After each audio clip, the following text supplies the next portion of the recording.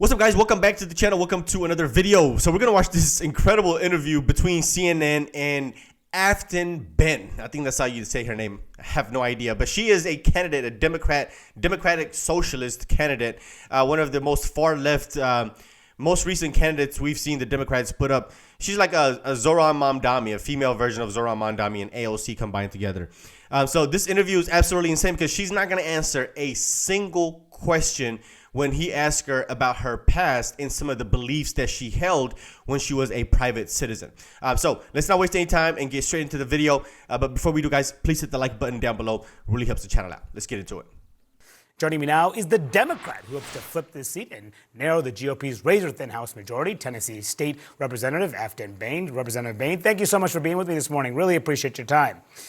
As you know, thank you for having me. Absolutely. As you know, this is a district that is solidly red. Both Trump and GOP Congressman Mark Green won it by about 22 points. But your record is pretty progressive. So is that really in line with the more conservative voters in your district?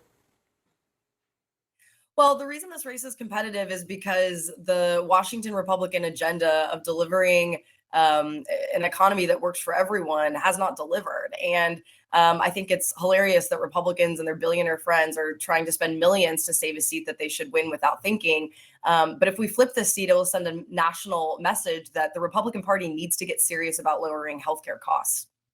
But before we dive into some of those aspects in your race, I do want to get your views on your party, because there's been a debate since last year about the way forward in the party and the like, and voters still have a very low opinion of Democrats per many public polls. Even one recent poll showed that just 29% of Americans have a favorable view of Democrats. So what about your view about your party and your party's leaders, specifically about your party's leaders? Do you have confidence in your party's leaders? Well, I've been running this race as a Democrat that cares about affordability, and I think that's what's going to win it for us. I think that there is a new generation of leadership in the party, and especially from the South, where we want to see Democratic leaders that step up, especially in moments like this that require a fearless, bold leadership. And that's what I'm offering the district, and I think it's resonating with voters. If you had a chance to, would you vote for Hakeem Jeffries as Speaker? We represent very different districts, and I've got 48 hours to flip a congressional district and really send a message to Washington, like I said, that they need to get serious about healthcare costs. Honestly, I haven't thought about it, but I want to say that I have been really grateful as someone who has organized in the South her entire life. I've been very grateful for the national support in this race. Tennessee is often a state that is overlooked and disinvested in, and to see national surrogates and national supporters providing monetary support and jumping in, it really means a lot to all of us. We welcome it all. Yeah, speaking of that, I mean, because we are seeing both sides sending these big name surrogates in these final hours before Tuesday, and tomorrow, Congresswoman Alexandria Ocasio-Cortez is holding a tele-rally for you. Are you in line with her ideologically? Like I said, I think that there is a strain of the Democratic Party that cares about holding corporations accountable and lowering costs for working families. And my politics are in alignment of that. As a state legislator, I've worked to eliminate Tennessee's regressive grocery tax. As an organizer, I work to make healthcare more affordable in the state of Tennessee. And so I think those are the Democratic leaders and candidates that I really resonate with, are those that are trying to lower costs for working families. Yeah, because Trump has been calling you, quote, the AOC of Tennessee. So, I mean, aren't you just feeding into that narrative by appearing with her? Like I said, we're really grateful for the support across the political spectrum. And and for your listeners, the Teletown Hall also features former Vice President Al Gore, who is a Tennessee legend. So I look at it as iconic that you have Democrats from all political stripes joining in on this moment and saying, we are standing up to what is happening in Washington, and we want to be part of the solution rather than the problem. Yeah, because some of those you are campaigning with, including AOC, have called for ICE to be abolished. You have been sharply critical of the ICE raids in Nashville, but do you think that ICE should be abolished?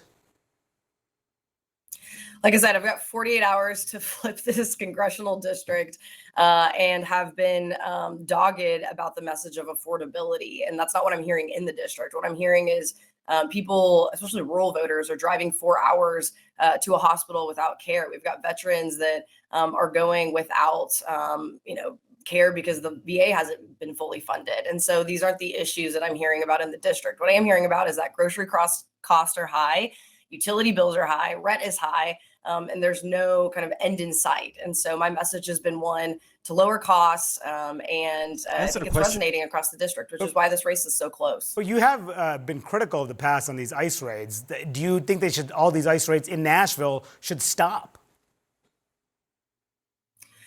I mean, it's been hard. I'm in my district, I represent a Hispanic community, and I'm also a social worker. And so prior to that ICE incident, I was out knocking doors in my district, talking to Hispanic constituents who said that we are concerned about the overreach of our federal government. And so as a lawmaker, I represent 60,000 voters. As a congresswoman, I'll represent 400, 700,000 voters. And so I take into consideration the real issues that these voters and my constituents are living with. One of which is they don't want their federal government overreaching in their communities.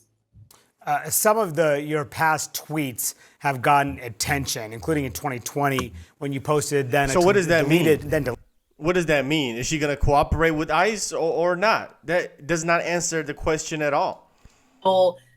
Issues that these voters and my constituents are living with. One of which is they don't want their federal government overreaching in their communities. Some of your past tweets have gotten attention, including in 2020 when you posted then deleted a post that said, quote, "Good morning, especially to the 54% of Americans that believe burning down a police station is justified." Another, you appear to supportive of a demand to, quote, "defund the police." Do you regret posting those comments? Yeah, I said that during the George Floyd moment when the entire country was demanding accountability and safer policing. And what I've always believed is that communities need investment. They need investment to be safe. They need investment in mental health responders, first responders, and youth programs to reduce that crime. And I was a private citizen back then, and now I'm a lawmaker. Like I said, I represent 60,000 voters with diverse political opinions. But what I hear from families across the 7th District is that they want safe neighborhoods and they want to lower the cost of living, and that's where my priorities are. So should you not have posted those? Like I said, I'm a lawmaker now, and so I wouldn't post things like that now, and haven't, because I've definitely matured, and I think that speaks to the moment as well that I've spent 10 years organizing in a state to ensure that communities are able to access investment for community response and safety. And I'll do the same as the next congresswoman for the 7th Congressional District. I do want to ask you about an attack line from Republicans, because this is a comment you made in 2020 about Nashville. It's gotten a lot of attention in your race. Let's listen to this. I hate the city. I hate the bachelorettes. I hate the pedal taverns. I hate country music. I hate all of the things that make Nashville, apparently, an it city to the rest of the country, but I hate it. Wow. I know you said those comments were taken out of context, but I want to ask you about it because I'm wondering, do you think it was a mistake to say that?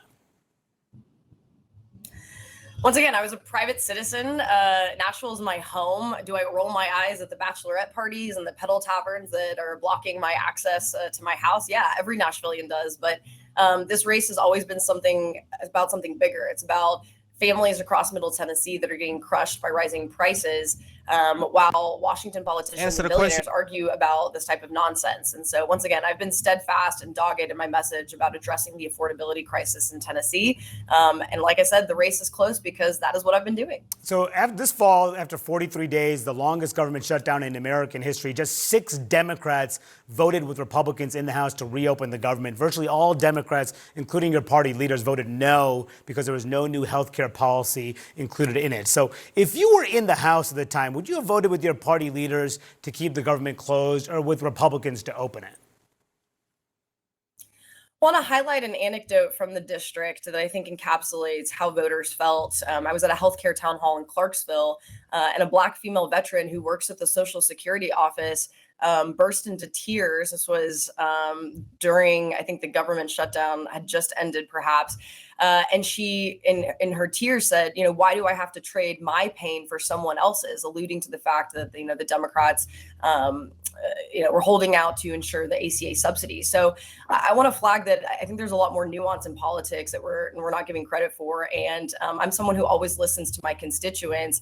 And more importantly, like most people don't want to think about government. And the fact that they've had their government front and center for the past 9 months or 12 months speaks to the fact that they just want a government that works effectively for the people and to deliver lowering costs for them. And so I just, there's a lot of nuance, and I'm someone who always listens to my constituents, and I would have taken that into consideration in that vote. So if you had, but it's a yes or no vote, so how would you have voted? Exactly. Yes or no question. At this point, I'm not a congresswoman. And like I said, I would have wanted to hold a bunch of town halls across the district to see what folks thought, because I heard from a lot of, especially employees that work in federal government, that they've gone 2.5 pay periods without pay. However, I've heard from constituents who also want to ensure that the ACA subsidies remain. So, it was a tough decision, and I would have voted with my district. Well, what does that mean? You didn't answer the question. Voting with your district doesn't answer the question, because you literally just said that you had some people that were upset that they had to hold out 2 pay periods, and you also had people that wanted the ACA subsidies to continue. So voting with your district means what? That doesn't, this woman did not answer a single question, right? The reporter had to repeat almost every single question because she refused to answer it. And all of the questions that he brought up are extremely valid, because we want to know whether you were a private citizen or not. Do you still believe and think in the way that you were thinking in the past? Do you still want to defund the police? Do you still hate Nashville and country music and the Bachelorette? You basically say you hate Nashville culture, and now you want to represent the state, a district in that state. That doesn't make any sense. So these are extremely, extremely valid questions that she needed to answer. If you go and watch this video on CNN's channel, you'll also see that the viewers of CNN are upset at the reporter for asking these questions, because they're not used to Democrats being questioned like this, right? And it's just so hilarious to witness them just scramble and squirm and deflect and literally redirect their answer every single time. This one didn't answer a single question. She almost gave the whole Kamala Harris word salad. Anyway, let me know what you guys think. Let's talk about this video in the comment section. Leave your opinions down below as well. And of course, if you're brand new, consider and subscribe, and I'll see you on the next one. Peace.